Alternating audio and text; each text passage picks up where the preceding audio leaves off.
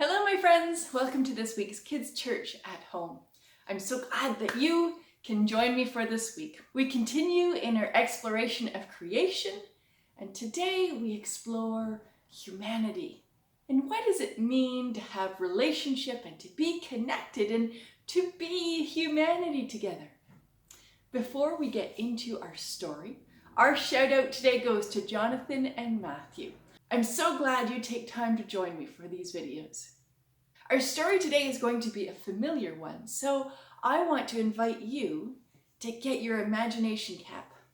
And we're going to travel through this story and see if we can imagine being a character in the story.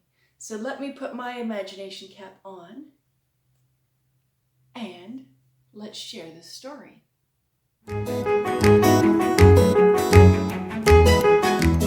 So this is a story from the book of Matthew, and it is often known as the story of Jesus welcoming the children.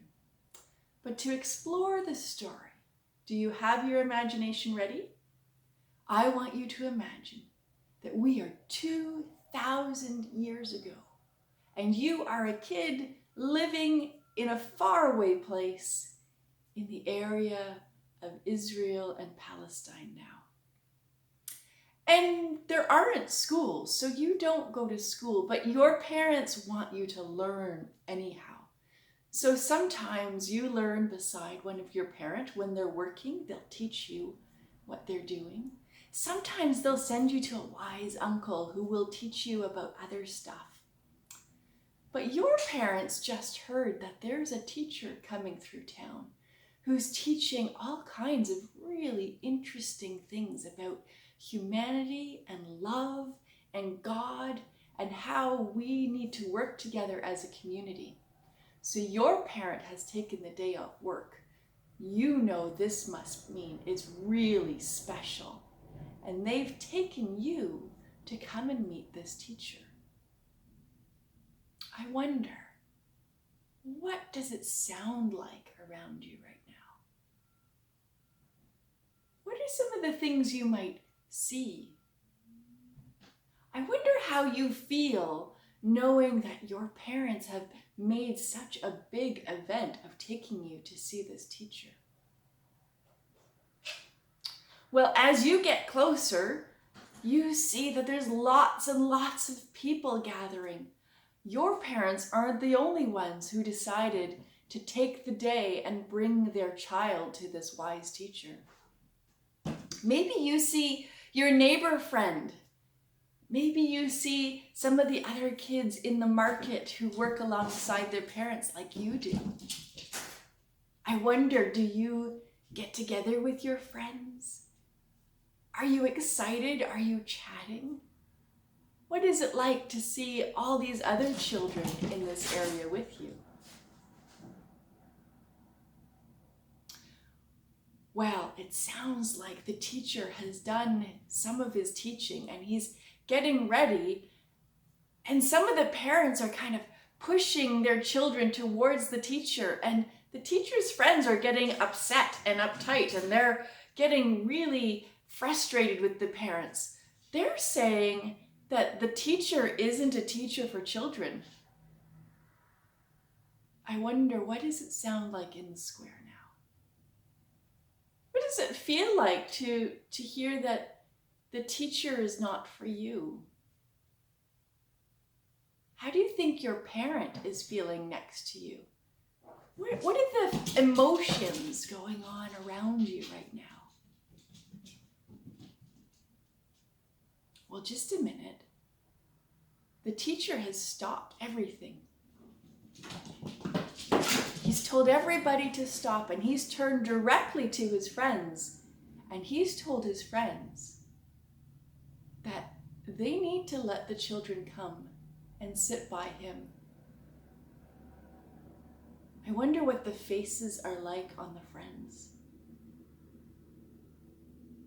I wonder how you feel hearing this really important teacher say, No, you are important. You should come and sit at his feet.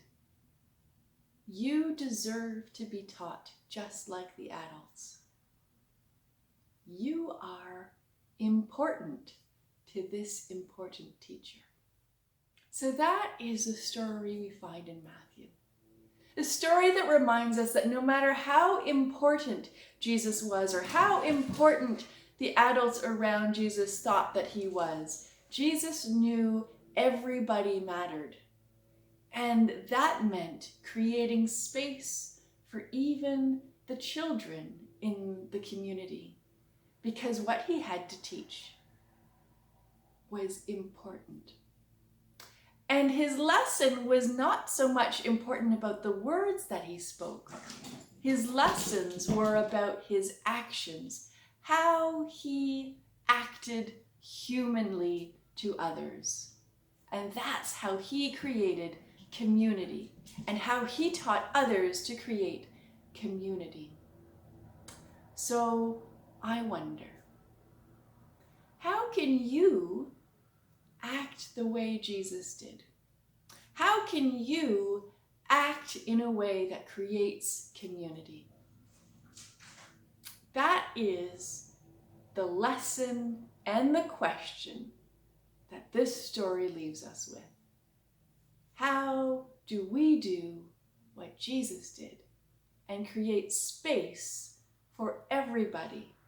Because everybody was created important in God's eyes.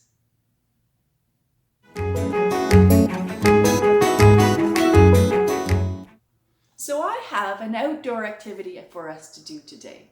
We are going to create a labyrinth outside somewhere. Maybe it's in your backyard, maybe it's in a park, maybe it's even along the sidewalk, or anywhere where you can find some outdoor space. Let's take advantage of the season of creation, the last few weeks of fall when it's nice and easy to go outside. To create our labyrinth outside, we are going to need some rope. This is more rope than I need, but it's what I could find. You need to have rope that's heavy enough and thick enough that you can see it easily and lie it down on the ground easily. And then we need a weight. Now I found this in my garden. It's a big rock that is shaped like a turtle. And I like it because it reminds me of Turtle Island. That makes me think of the Day for Truth and Reconciliation that we just had this week. But any rock will do, anything heavy. Maybe you have a different sculpture in your garden. Get permission from your parents before you move it. Or maybe it's just a plain rock. Or maybe it's something from in your house that you can take outside for a little bit that's heavy enough to hold your rope down. So, with our rope and our weight, let's take our things and go outside to build a labyrinth. Well, here I am ready to build my labyrinth. Now you might already know a labyrinth is like a maze, but you can't get lost. So it's basically like a path that you can create. And people have been creating labyrinths for centuries as a way of creating space to walk a journey and maybe ask a question or imagine a story or pretend that they are on a walk with God. So we're going to create a labyrinth in our space.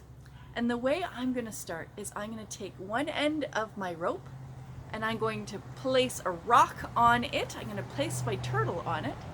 And then I'm going to lay my rope out in a path around that rock. I'm just going to do a spiral, but you can get creative and do any kind of path that you like with a rock and a rope in your space. So let's get started.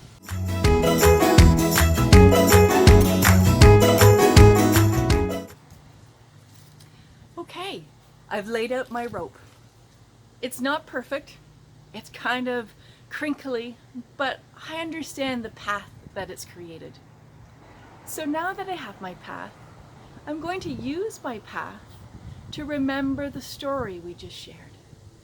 And as I walk my path, I'm going to imagine that I am that child walking with my parent to go and meet Jesus. And maybe when I get to the center of my path, maybe I will have a question that I want to ask Jesus, and I can ask Jesus in that center. And then when I'm done asking, I might take some time to listen and to wonder, and then to walk the path back out with whatever wisdom or question might be on my heart after. So why don't you walk your path too, and imagine that that is your journey to go and meet Jesus? And what is the question that you might have on your heart that you would want to ask Jesus? Let's go for a walk together.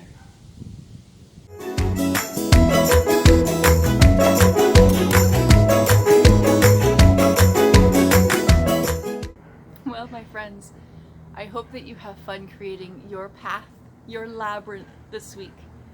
Remember that a labyrinth can be made any way that you like. It's just about creating a path. Maybe you can find some creative ways to make a path this week and use that path to take some quiet time, some time to breathe, some time with God, some time to think. I would love to see pictures of the creative paths that you create this week. Until then, may there be love in your heart to give. May there be joy in your heart to share. And may there be strength in your heart to lift others up. See ya!